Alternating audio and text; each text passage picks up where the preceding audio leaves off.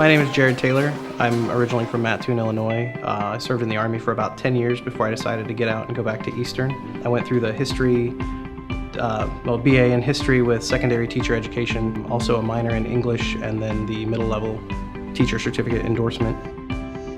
I learned a lot about history in general and how to study history because in school, in elementary school and middle school and high school, you're memorizing dates and names and places and never really putting it all together.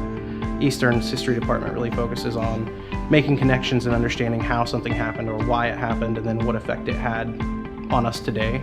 So I'm definitely trying to bring that into my classroom and make my students not just memorize names and dates. I want them to understand how this event that happened, 50 or 100 years ago has changed what we're doing today.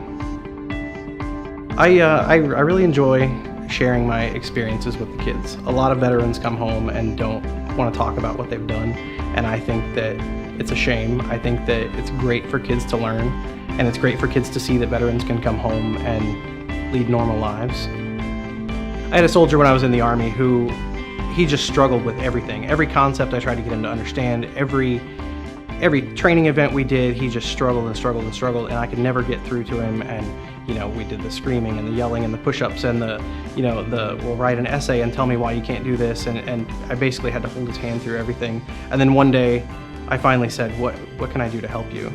And he was like, well, if you're not looking at me and I'm not looking at you when you're talking to me, then I don't hear you.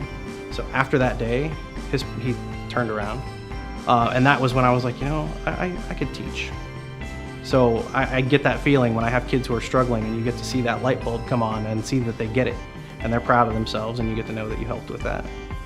Everything that I did at Eastern, the classes I took, the contacts I've made with professors and other students, working with other student veterans, going to career services and having them look over a resume and help me prepare one, even writing my cover letter and working with the English department professors and having them look over things, it definitely set me up for success.